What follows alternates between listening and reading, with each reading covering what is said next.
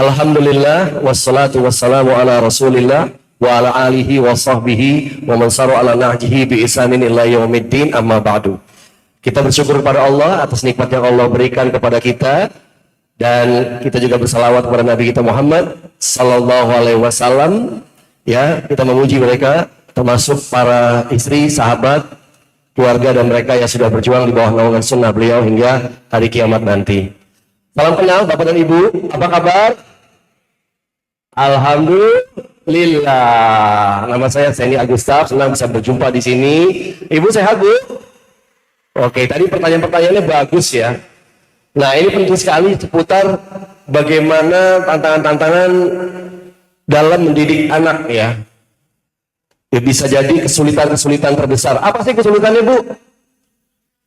Pak? Mendadak-mendadak. Oh, nggak punya biaya. Oke, karena pendidikan saat ini mungkin cukup tinggi ya Pak ya. Bagus, satu. Apalagi? Bandel ya Pak. Oke, disuruh ke kiri, ke kanan. Suruh lurus, belok ya Pak ya. Apalagi Bu? Main terus. Nggak mau nurut gitu ya. Nah, inilah. Tapi kita perlu sadari bahwa anak ini adalah titipan dari Allah. Harus kita jaga, harus kita rawat, karena nanti dia akan bersaksi di hadapan Allah. Nah, langsung saja kita ngobrol-ngobrol di sini ya. Sudah ada Ustadz Erlan Iskandar, Hafizahullah, dan Ustadz Abdurrahman Zahir, Hafizahullah, dan tentunya kami mohon izin nih, Ustadz Kiai Haji Muhammad Abdul Tuasikal, waktunya kita manfaatkan untuk ngobrol-ngobrol ya. Nah, saya mulai dari Ustadz Erlan Iskandar dulu. Ustadz Erlan,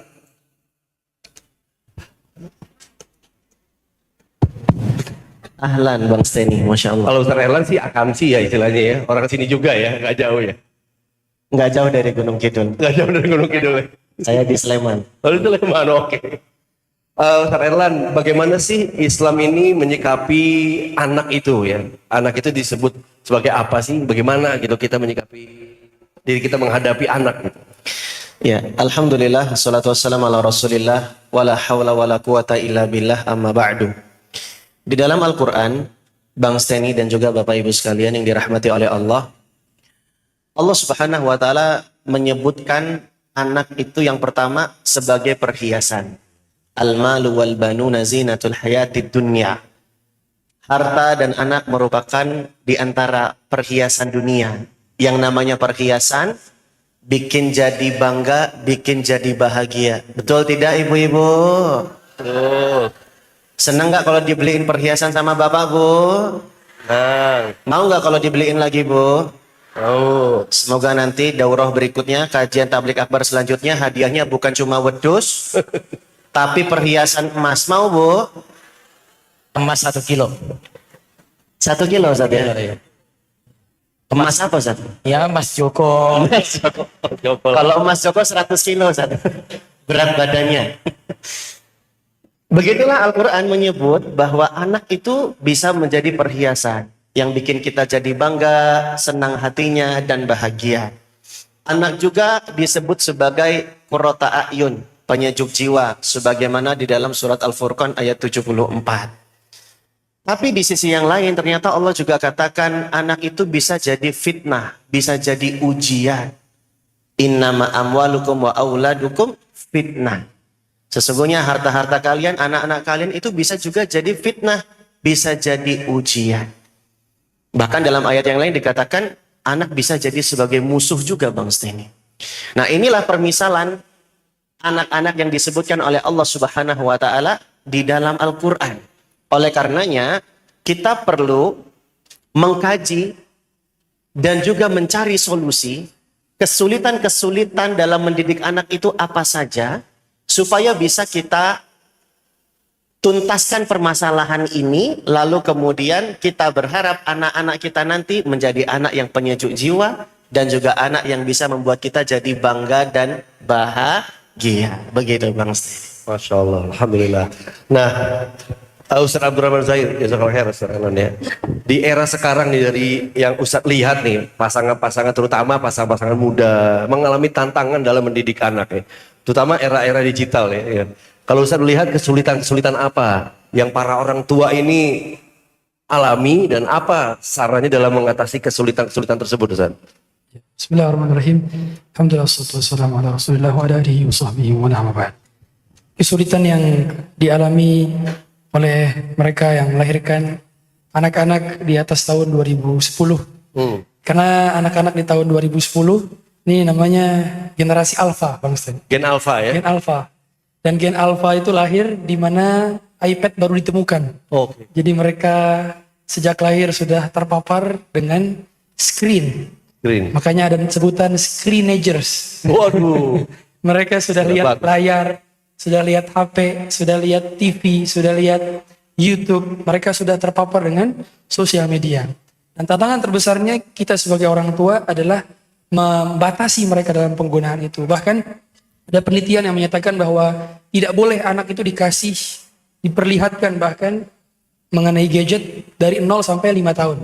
Umur 0 hari sampai 5 tahun itu jangan sampai lihat screen. Kemudian di umur 5 sampai 10 baru diperkenalkan dan baru diperbolehkan untuk memiliki sendiri di usia di atas 13 tahun. Bahkan di Australia itu sudah ada peraturan anak di bawah usia 16 tahun tidak boleh punya sosial media. Sedangkan hari ini kita lihat banyak anak-anak yang hilang fokus. Bahkan tidak sedikit anak-anak kita itu belum bisa baca di usia belasan tahun. Dan ternyata permasalahan anak-anak belum bisa baca itu bukan permasalahan di Indonesia saja, Bang Steny.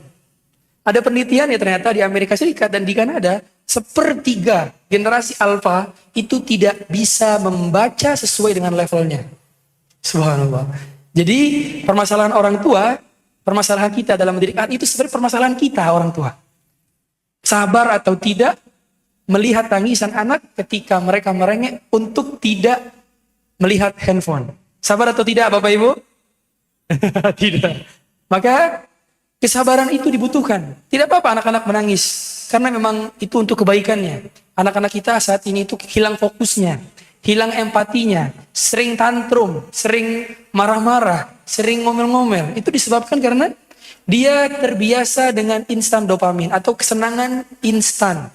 Maka kalau kita terbiasa memberikan kesenangan yang bersifat instan. Dia pun akan sulit untuk melalui berbagai macam dinamika kehidupan dikarenakan hidup ini berat. Hidup ini berat atau tidak Bapak Ibu? Berat. Setiap tahapan ini berat.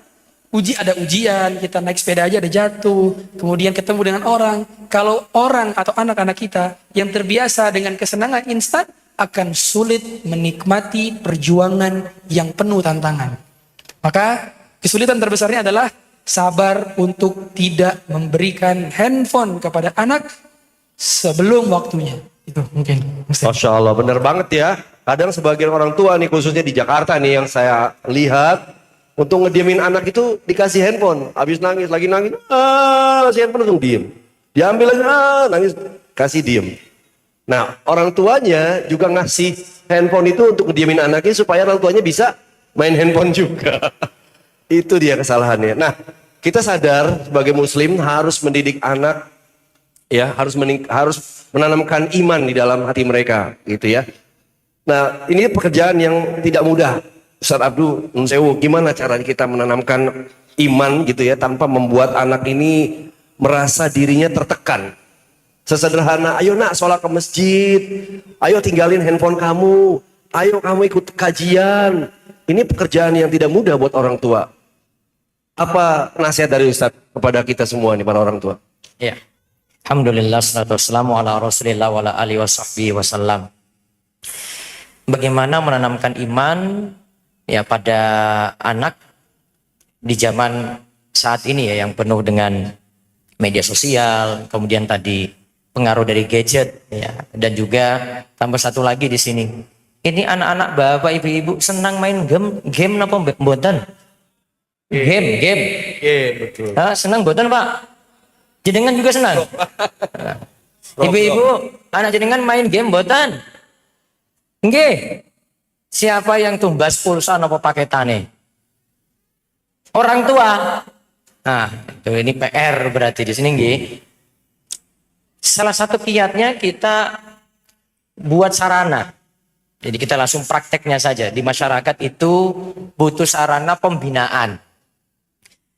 Di tempat jenengan masing-masing, ini wonten masjid nggih.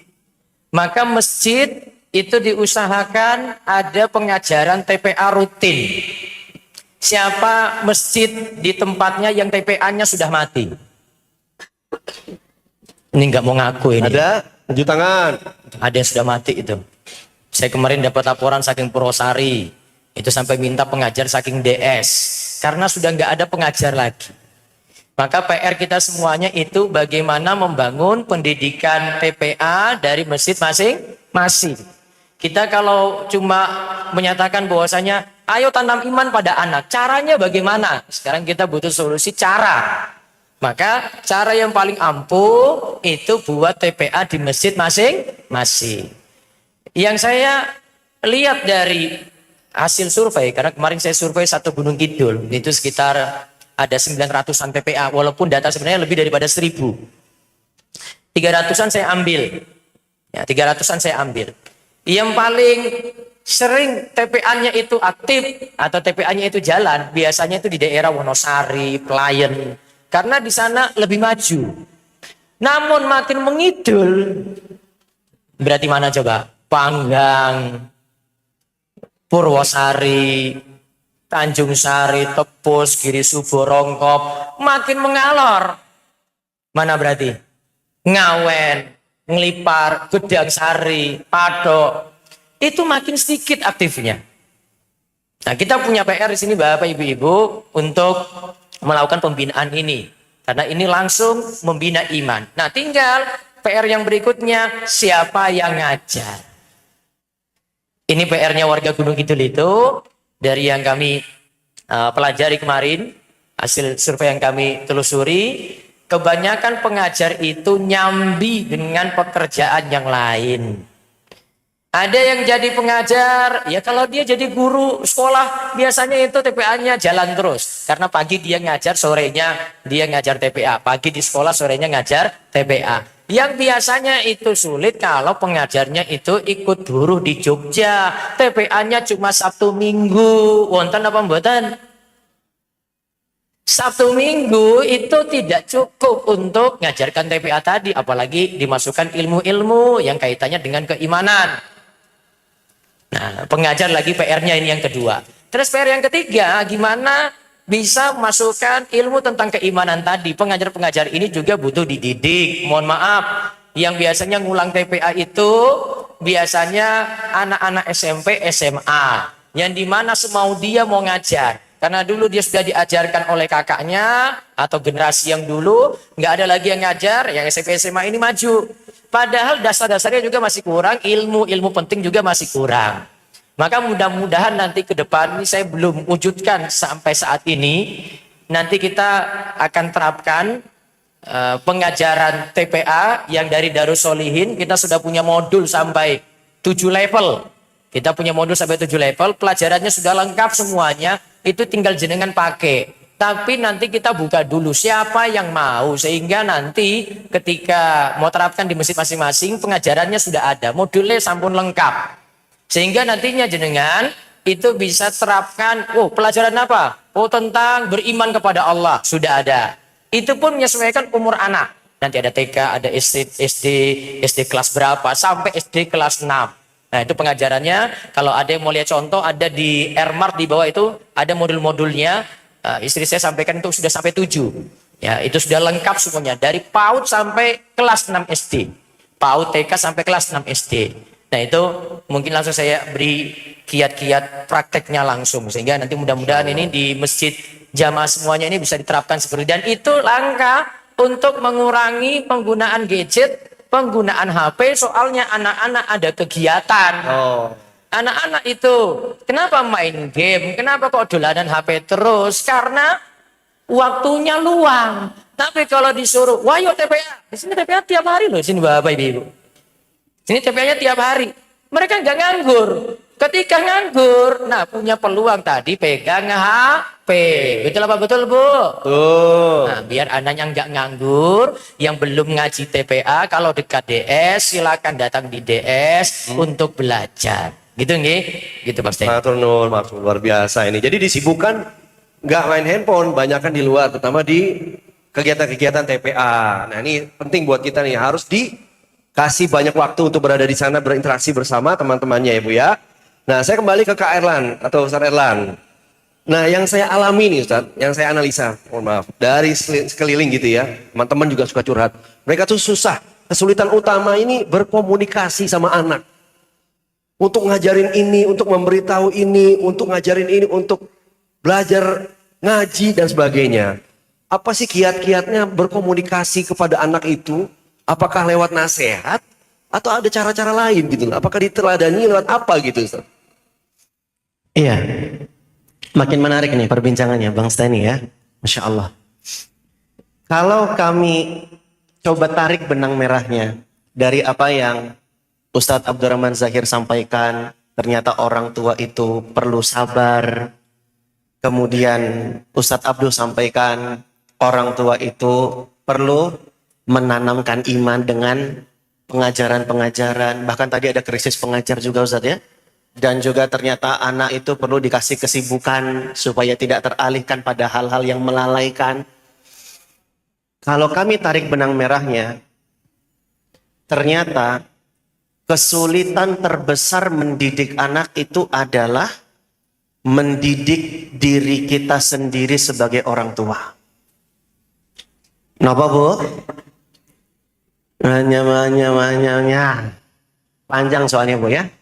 Kesulitan terbesar mendidik anak adalah mendifektif. Lisanul hal namanya. Oleh karenanya, ini jadi kesulitan terbesar dalam mendidik anak. Karena kita punya tantangan untuk mendidik diri kita sendiri. Sebab Bapak Ibu, kita bakal jadi teladan bagi anak-anak kita. Betul tidak Bapak Ibu? Coba ibu-ibu ngobrol dengan Bapak. Lihat anak-anaknya sekarang. Pak. Lihat loh. Anaknya kok suka ngeluyur. Kira-kira niru siapa ini Bu? Niru Bapak. Bapak ibunya ngobrol. Bu. Ini kok anak kita suka marah ya? Kira-kira niru siapa nih Pak? Kok lebih kencang suaranya Pak? Biar satu sama Pak ya. Oh ternyata anak meneladani sifat-sifat dan karakter orang tuanya. Ternyata ibu suka marah ya Pak ya. Tapi tahan dulu Pak. Ada sebuah jurnal psikologi menyebutkan ternyata faktor terbesar yang membuat ibu-ibu itu suka marah disebabkan karena suaminya. Wah, belum ditanya Bu, sabar. Betul tidak ibu-ibu? Tuh, lebih kenceng Ustaz. Ternyata Bapak Ibu, anak itu meniru dan mencontoh kita. Itulah sebabnya kalau ingin memperbaiki anak, perbaiki diri kita dulu sebagai orang tua. Makanya Allah berfirman dalam surat At-Tahrim ayat yang ke-6. Surat apa Pak? Ayat keberapa Pak? Ayat ke-6. Allah berfirman, ya ayyuhalladzina amanu ku anfusakum wa ahlikum naro. Wahai orang-orang yang beriman, jagalah diri kalian dan keluarga kalian dari api neraka.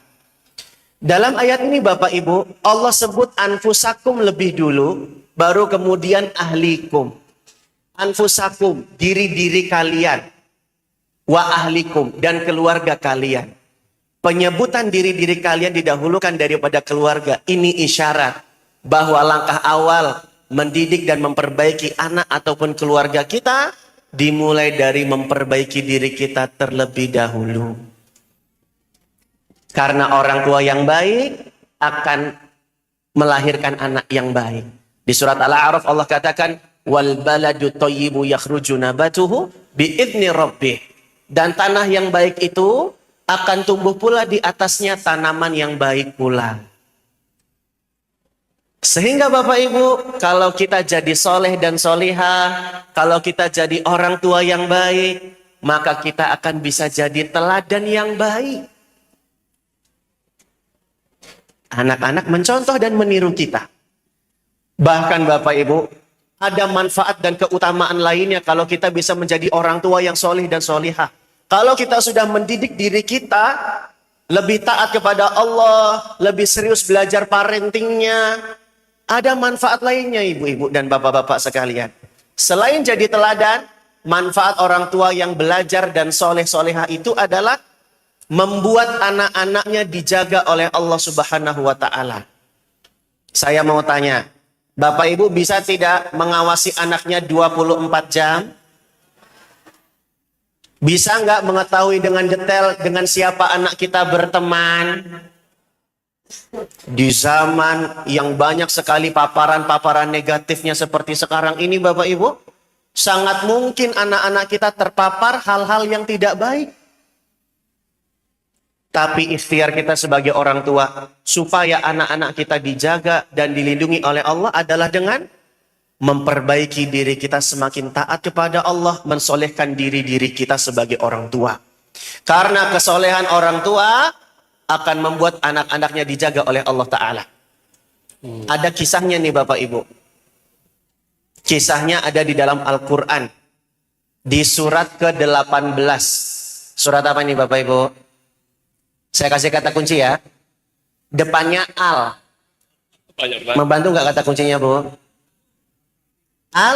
Al-Kahfi, betul.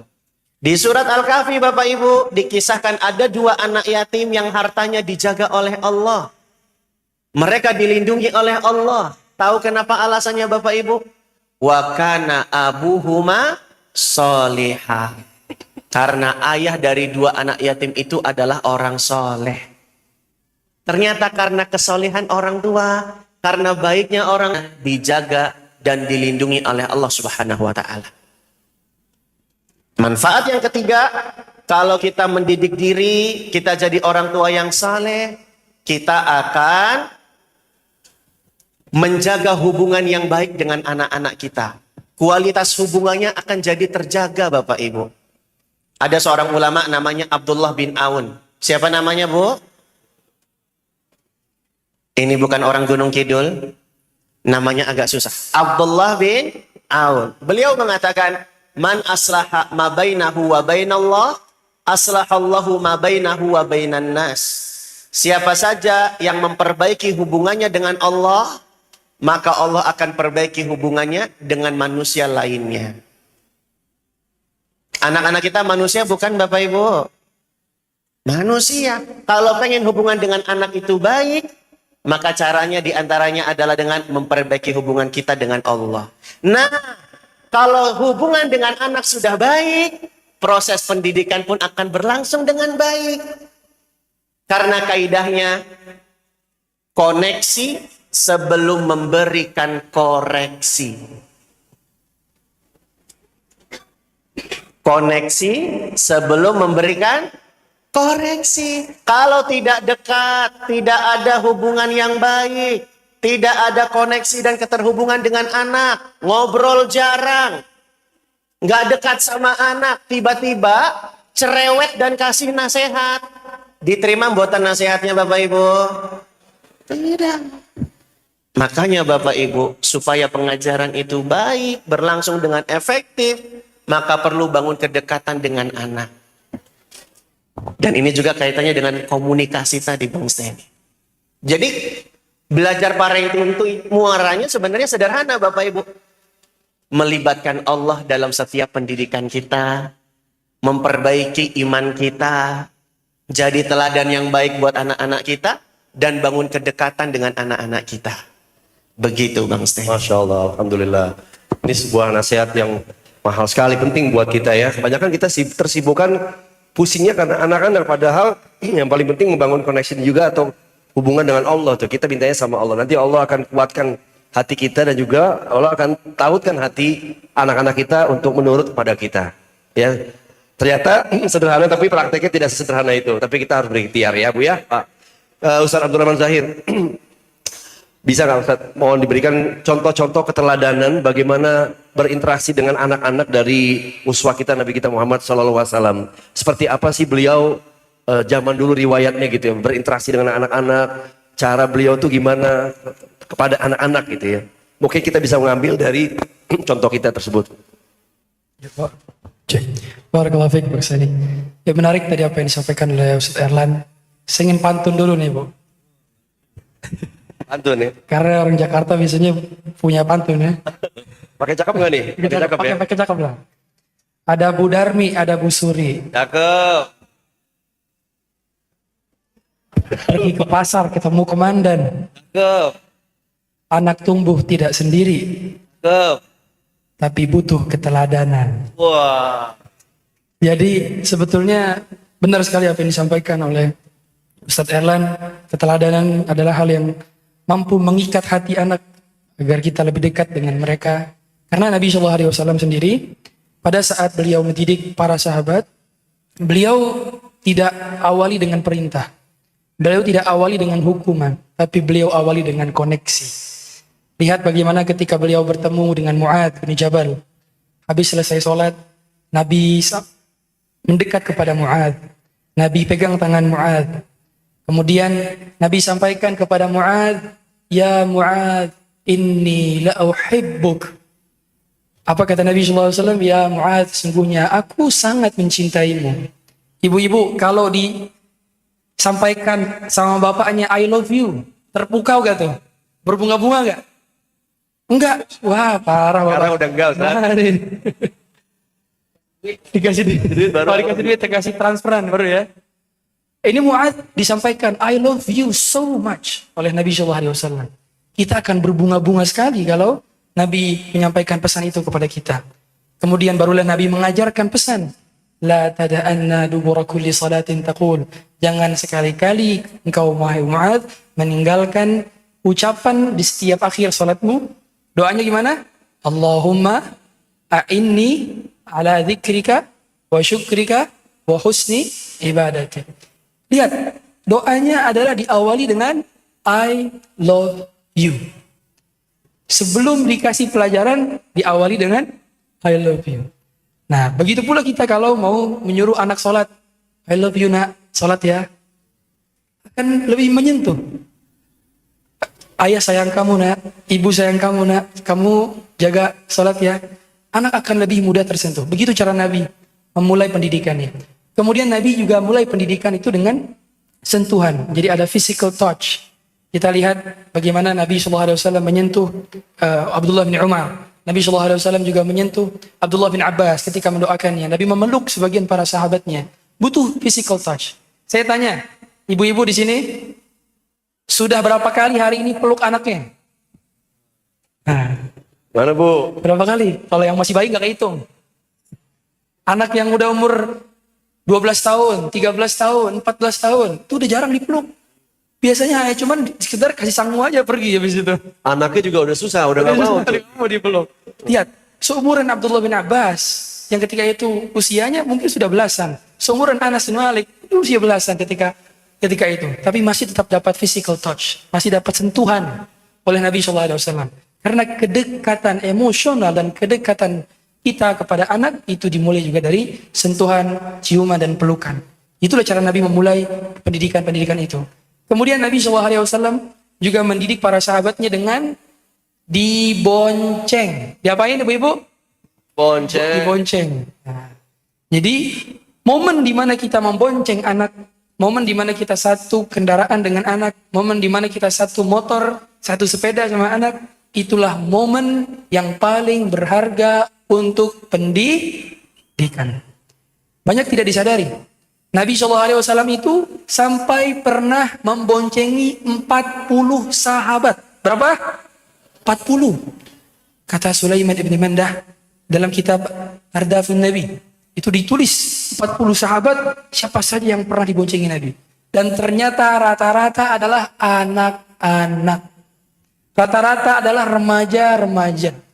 Sehingga bapak-bapak jangan bosan-bosan untuk nganterin anaknya sekolah. Jangan bosan-bosan untuk nganterin anaknya ke TPA. Jangan bosan-bosan untuk nganterin anaknya ke pengajian, ke kajian. Jangan bosan-bosan. Karena momen di mana kita nganterin, itulah momen kita berboncengan dengan anak-anak kita. Dan di situ Nabi SAW memberikan nasihat. Kita tahu nasihat panjang dari Nabi SAW kepada Abdullah bin Abbas. Ya gulam, wahai inni u'allimuka kalimat. Aku akan mengajarkan engkau beberapa perkataan. Dan seterusnya Nabi sampaikan nasihat-nasihat.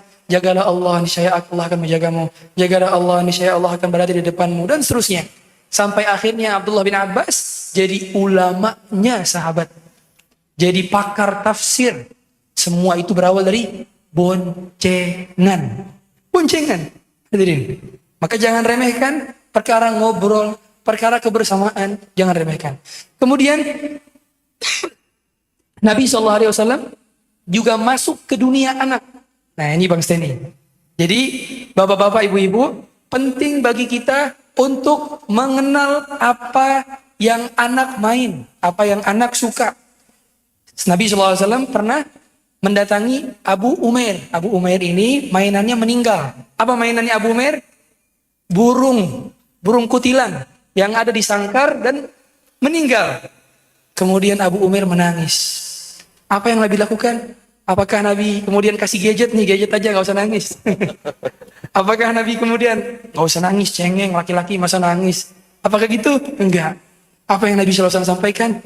Ya Aba Umair, ma fa'alan nughair. Hei Abu Umair, gimana kabarnya burung kutilangmu ini?